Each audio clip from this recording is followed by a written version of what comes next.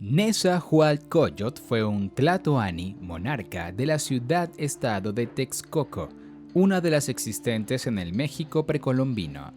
Durante su gobierno, Texcoco se convirtió en el aliado principal de los mexicas. Ha pasado a la historia por las infraestructuras que ordenó construir, por la estabilidad que consiguió para su pueblo y por su faceta de poeta.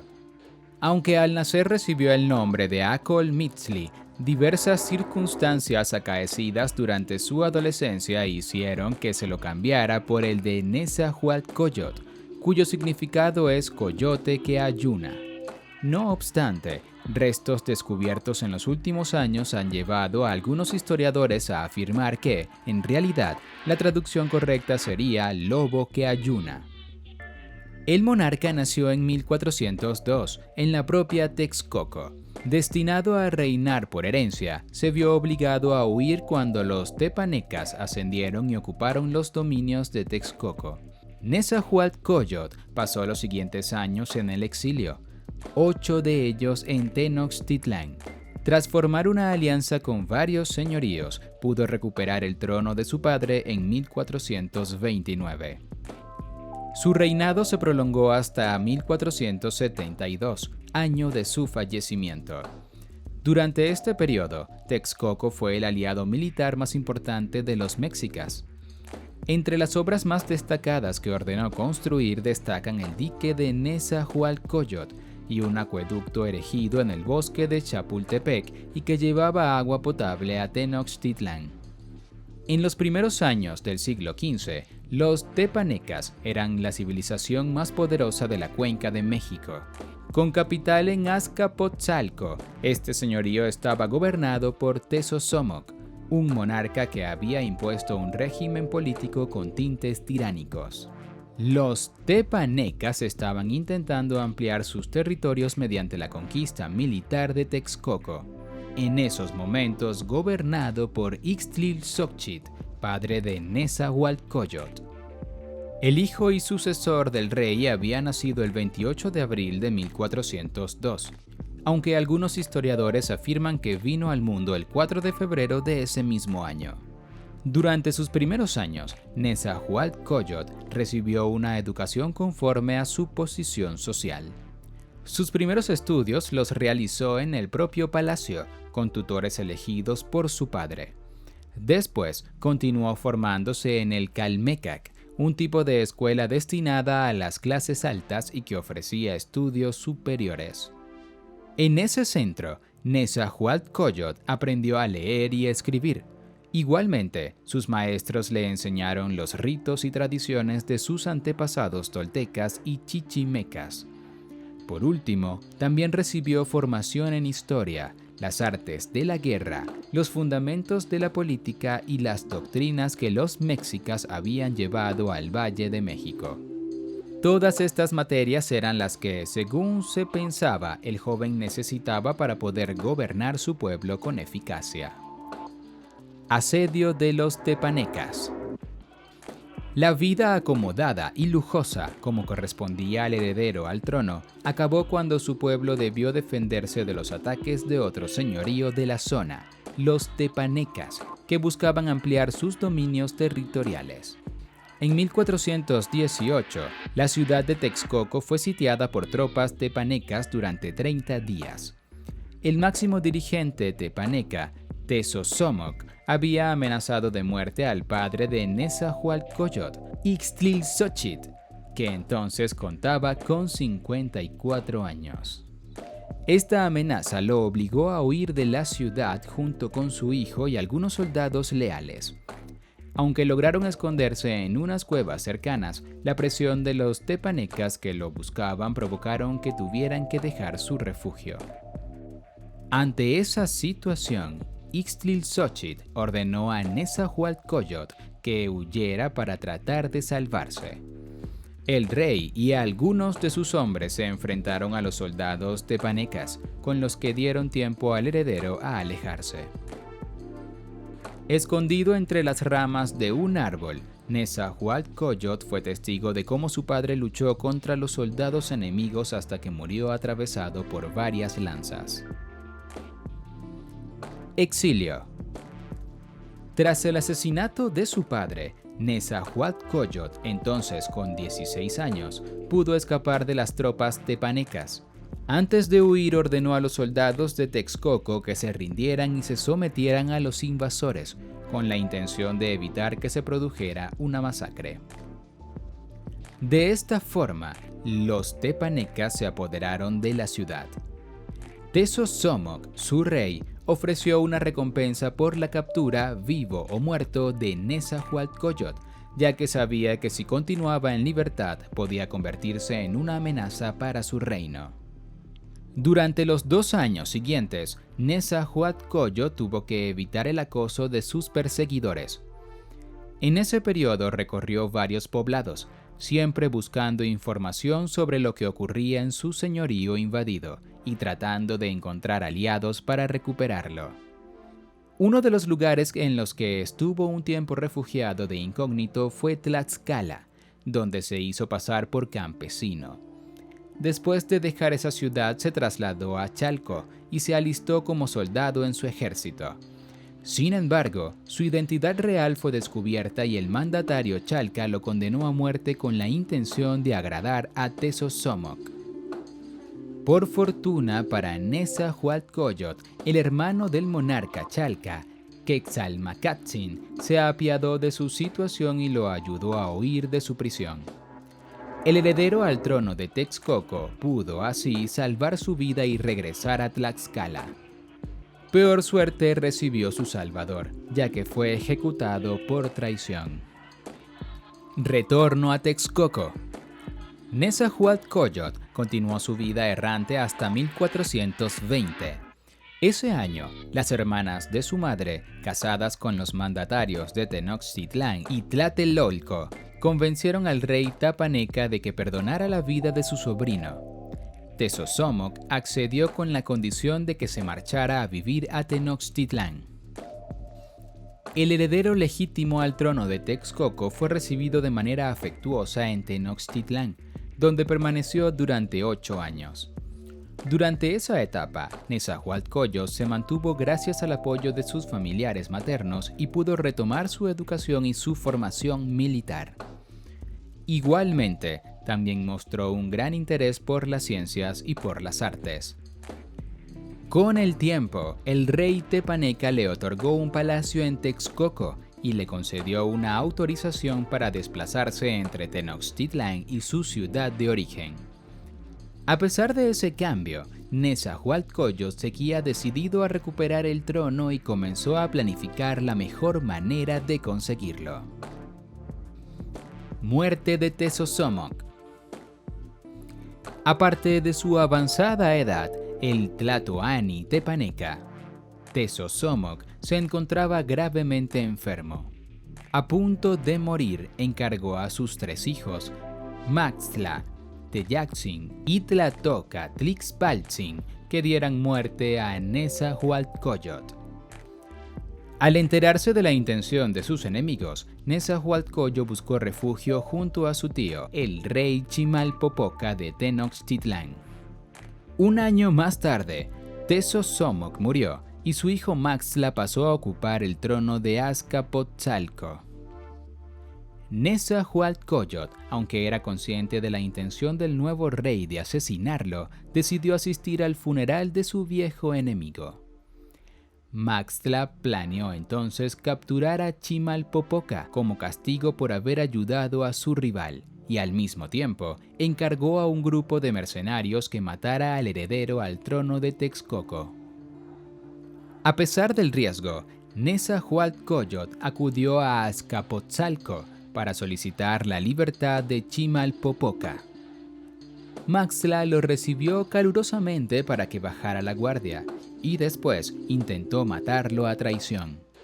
El príncipe sin trono logró escapar y marcharse a Texcoco. Maxtla preparó entonces una nueva trampa para asesinar a su enemigo.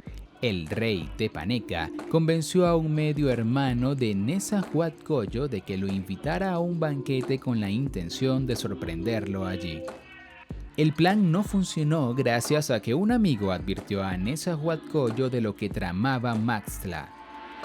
El príncipe envió a un labriego para que se hiciera pasar por él.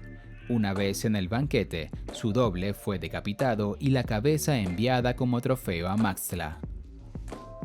Al descubrir que había sido engañado, montó en cólera y ordenó a sus capitanes que se dirigieran a Texcoco para asesinar de una vez por todas a Nezahualcóyotl. Ataque de Maxtla.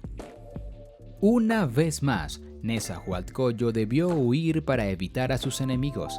Estos lo persiguieron, pero el príncipe consiguió evitar varias de sus emboscadas. Maxtla, ante la imposibilidad de terminar con su enemigo, decidió vengarse asesinando a Chimalpopoca. Esta decisión se volvió en su contra, ya que los indignados mexicas rompieron sus alianzas con Azcapotzalco. El nuevo dirigente azteca, Itzcoatl, envió a su ejército a sitiar la capital tepaneca. Mientras, Nezahualcóyotl convenció a otras ciudades descontentas con la tiranía establecida por los tepanecas para que lo apoyaran. Así, pudo formar un numeroso ejército que venció a las tropas tepanecas en varias batallas. Finalmente, en 1429, ese mismo ejército entró victorioso en Texcoco. Nezahualcóyotl no paró ahí la guerra, sino que continuó enfrentándose a los tepanecas para liberar Tlatelolco y destruir Azcapotzalco. Maxtla murió a manos del propio Nezahualcóyotl. Los primeros pasos de Nezahualcóyotl, tras poder ocupar el trono que le correspondía, fue sellar una alianza con Tenochtitlán y Tlatelolco. Su propósito era que el Valle de México viviera una época de esplendor. Fallecimiento y heredero. El reinado de Nezahualcóyotl se prolongó hasta 1472, año en el que falleció en Texcoco. Su heredero fue su hijo, Nezahualpili, quien mantuvo las mismas políticas que su padre hasta 1516. Gobierno y obras. La alianza creada contra Azcapotzalco se mantuvo tras lograr la victoria. En 1431 pasó a denominarse Triple Alianza y Nezahualcóyotl fue coronado como señor de Texcoco. Su etapa como mandatario del señorío estuvo caracterizada por sus grandes logros y por las anexiones territoriales. Según los historiadores, su gobierno se distinguió por su justicia y su prudencia. Durante el mismo se promulgaron numerosas leyes civiles y penales. Además, Nezahualcóyotl impulsó la construcción de varios colegios destinados al estudio de la medicina, la historia, la lengua, la pintura y la astronomía. El gobernante de Texcoco ordenó reorganizar el urbanismo de la ciudad, a la que dividió en barrios. Cada uno de ellos contaba con su propia industria con el fin de mejorar la economía de sus habitantes. Además de esa división por barrios, Nezahualcóyotl ordenó construir numerosas infraestructuras, desde palacios hasta acueductos, pasando por jardines y monumentos. Señor de Texcoco. Nezahualcóyotl juró como señor de Texcoco en el año 1431, el 4 caña en la cronología Nahui Acat. En ese momento tenía 29 años y había pasado 17 tratando de recuperar el trono arrebatado a su padre. Conforme a lo que recogía el acuerdo de alianza con Tlacopan y Tenochtitlán, fue el monarca de este último señorío el que coronó a Nezahualcóyotl en la ceremonia que se celebró a tal efecto. El recién nombrado Tlatoani de Texcoco dedicó sus primeros esfuerzos a poner orden en su territorio. Para empezar, dividió la capital en 6 zonas y encargó a los vecinos de cada una su gobierno. Igualmente, distribuyó los oficios por barrios. Además de los templos, jardines y palacios que ordenó edificar, Nezahualcóyotl también dio orden de edificar 400 casas y palacios para la clase alta.